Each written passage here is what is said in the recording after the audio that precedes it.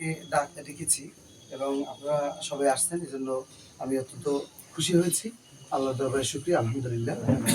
আসলে আমাদের বরিশাল রেঞ্জের মাননীয় ডিআইজি এবং পটুয়াখালী জেলার সম্মানিত পুলিশ সুপার মহোদয়ের নির্দেশে মূলত আপনাদেরকে আমি একটা সালাম জানিয়েছিলাম।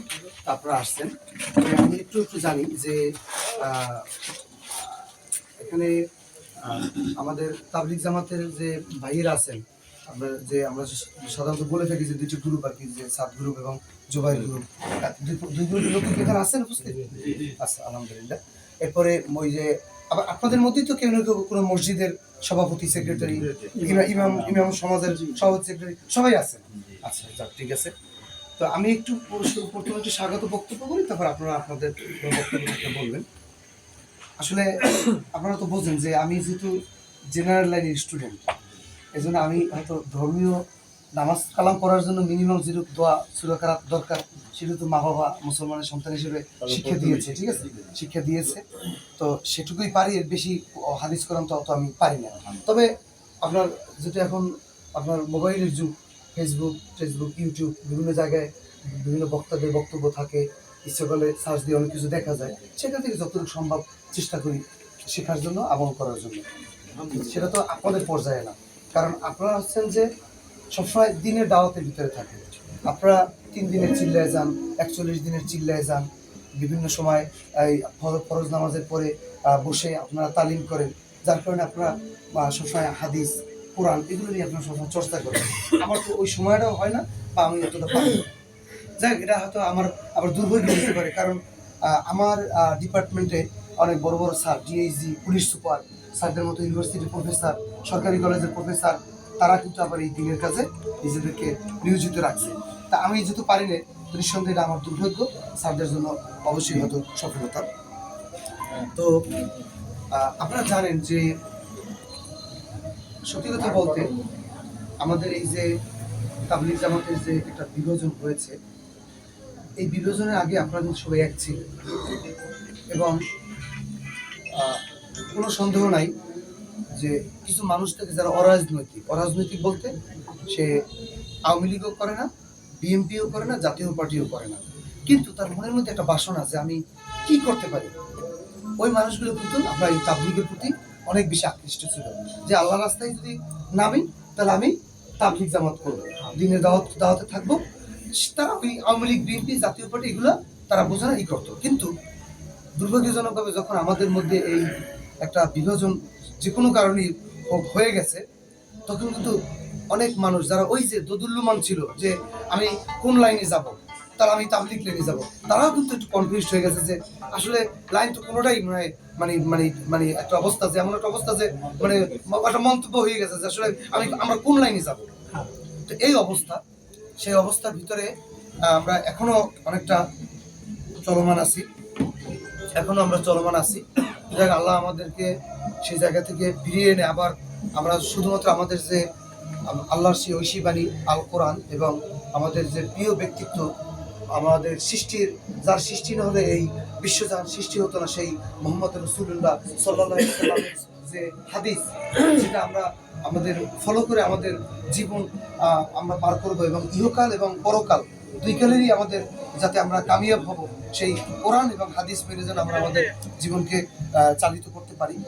তো এটাই আর কি, যে আমি সংক্ষেপে যেটা বলতে চাই, যে আমাদের যে মাননীয় ডিআইজি এবং এসপি স্যার, তাদের যে বক্তব্য, ইভেন আমাদের যে আইজিপি মহোদয়, আরও যদি বিস্তারিতভাবে বলি, আমাদের যে এখন যে অন্তর্বর্তীকালীন সরকার, মানে তাদের যে মেসেজ, সেটা হলো যে যে আমি অ্যাজ এ মুসলমান, আমার মানে আল্লাহর রাজি খুশি এবং রাসূলের অনুসরণ, এটাই হচ্ছে আমাদের মেইন কাজ, ফলো করা, যে আল্লাহর কোরআন এবং রাসূলের যে সুন্নাত, সেটা ফলো করে আমরা সামনের দিকে এগিয়ে যাব এবং আমরা নাজাত যদি পেতে পারি, এটাই তো আমাদের মূল উদ্দেশ্য।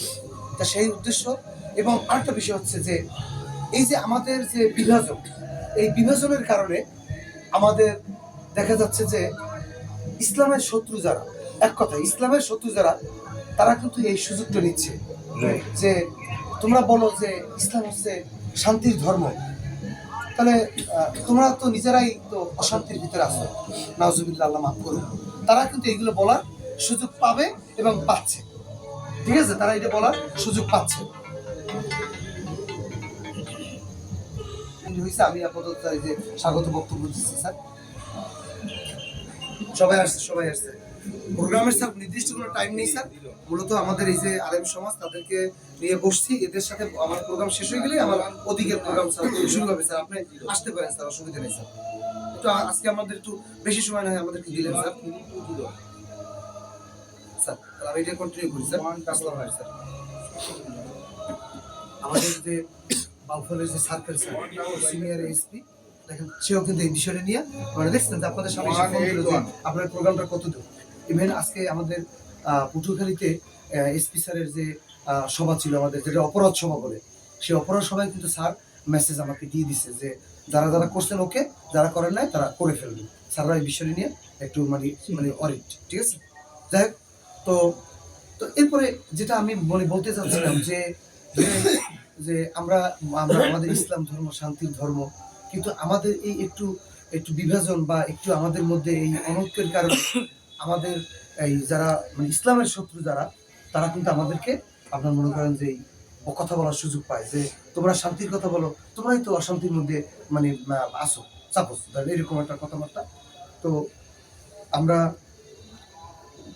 আমরা যে আমরা যেন সেইগুলোর মধ্যে না যাই। আর আরেকটা কথা হলো যে তো এইটাই আর কি, যে উপরের সরকারের থেকেও আপনাদের জানেন যে মাঝখানে কিন্তু আপনাদের কার্যক্রম বন্ধ ছিল, আবার একটা গেজেট করে সরকার আবার সেই কার্যক্রম আপনাদেরকে করার সুযোগ দিয়েছে, ঠিক আছে। তা আমরা যদি আমাদের যদি উদ্দেশ্যই থাকে যে আমরা আল্লাহ রাজি খুশি, তাহলে আমরা তো যদি নিজেরা এই কোলাহল অনেককে অশান্তিতে নিয়োজিত থাকি, তাহলে কিন্তু আমাদের যে কার্যক্রম, আমাদের যে আল্লাহর যে রাজি খুশি, সেই কাজটা কিন্তু আমরা শান্তিতে করতে পারবো না। সরকারের উপর থেকে এরকম নিষেধাজ্ঞা আসবে বা একটা হবে, বন্ধ থাকবে, তাহলে কি হলো? এটা আমরা চাই না। সরকারও চায় যে যে আমাদের যদি ওই যে একটা কথাই যে আমাদের যে যদি আল্লাহ এবং আল্লাহ রাসূল তাদেরকে যদি আমরা মেনে আমরা যদি আমাদের দিনের কাজগুলো করি, তাহলে আমরা কেন এই হানাহানি কোলাহলে লিপ্ত থাকবো? তো সেই জন্য আমরা যারা অ্যাটলিস্ট আমাদের ধরেন আমার দুমকু উপজেলায় সাপোজ মনে করেন আমাদের ইউনো মহোদয়, আমি ওসি, আমাদের দুজনের দায়িত্ব আমাদের এই যে টেরিটরি দুমকি, এইটাকে আমরা যেন শান্তিপূর্ণভাবে আমরা রাখতে পারি। একইভাবে ধরেন বাউফল, পটুয়াখালী সদর, বরিশাল, ঝালকাঠি, এই যে আছে না একটা পর্যায়ে টোটাল দেশ, তো টোটাল দেশ নিয়ে ভাবে কে? সরকার। আর সরকারের প্রতিনিধি হিসেবে স্থানীয়ভাবে ইউনো এবং আমরা আমাদের এলাকাটাকে আমরা শান্তিপ্রিয় রাখার জন্য চেষ্টা করি সবসময়, ঠিক আছে। তো যাই হোক, আমি অত কথা হয়তো অত গুছিয়েও বলতে পারি না।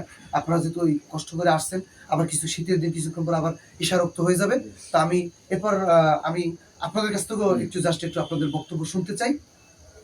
তবে আমি যেটা বলতে চাইছি নিশ্চয়ই আপনারা বুঝতে পারছেন যে আমাদের SP sir, DC sir, DIG sir, IGP sir, even সরকার, তাদের একটাই চাওয়া পাওয়া আপনাদের কাছ থেকে যে তাবলিগ একটা মানে একটু গৌরবের জায়গায় ছিল, যে মানুষ আওয়ামী লীগ করে না, বিএনপি করে না, জাতীয় পার্টি করে না, কিচ্ছু করে না, তারাও এই তাবলিগ জামাতকে বেছে নিত।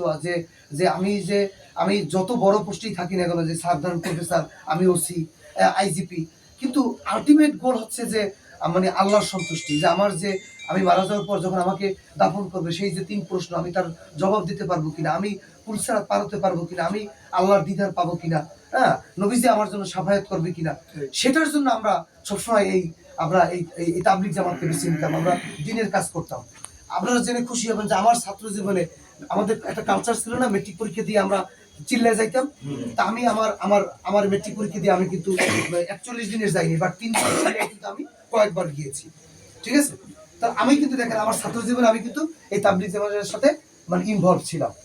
তো যাই হোক, আমি এটাই বলতে চাই যে আল্লাহ যেন আমাদেরকে হেদায়েত দান করে, সহি বুঝ দান করে, আমরা যেন নিজেরা মুসলমান ভাই যেন আমরা যেন এই এক ভাই যেন আর এক ভাইয়ের রক্ত না ঝরে। আমরা রক্ত ঝরাবো কার? আল্লাহ রসুল তার জীবন তো সে কতগুলো যুদ্ধ করছে, কার বিরুদ্ধে? ইসলামের শত্রুর বিরুদ্ধে। তা আমি তো যুদ্ধ করব ইসলামের শত্রুর বিরুদ্ধে, যার বিরুদ্ধে যুদ্ধ করে আমি যদি আল্লাহ না করুক যদি আমি শহীদ হয়ে যাই, তাহলে আমি তো শহীদ হয়ে গেলাম, আমি বাঁচলে আমি হবো গাজী। তাহলে আমার শহীদি তামান্না আমার মন্তরে থাকবে কার জন্য? ইসলামের শত্রুদের জন্য। ঠিক আছে, আমার দ্বারা যেন আমার কোনো আরেকটা ভাইয়ের যেন রক্ত না ঝরে, আরেকটা ভাই যেন আমার দ্বারা যেন মানে হতাহত না হয়, এটুকুই। আমি হয়তো আপনারা বুঝতে পারছেন যে আমি আগেই বলছি যে ভাই আমি তো আসলে অত দিন কালাম বুঝি না। মসজিদে শুক্রবার দিন খুতবায় ইমাম সাহেবের বক্তব্য শুনি, আপনার ফেসবুকে ইউটিউবে বিভিন্ন ইমাম সাহেবদের ওয়াজ যারা করে দায়ী তাদের বক্তব্য শুনি, অতটুকু শুনি যতটুকু জ্ঞান, এর বাইরে তো আমার ওইভাবে কোনো আর কোনো জ্ঞান নেই। তো আমি এটুকুই আর কি মানে বলতে চেয়েছি, এটুকুই আর কি। তো এ পর্যায়ে আচ্ছা, এ পর্যায়ে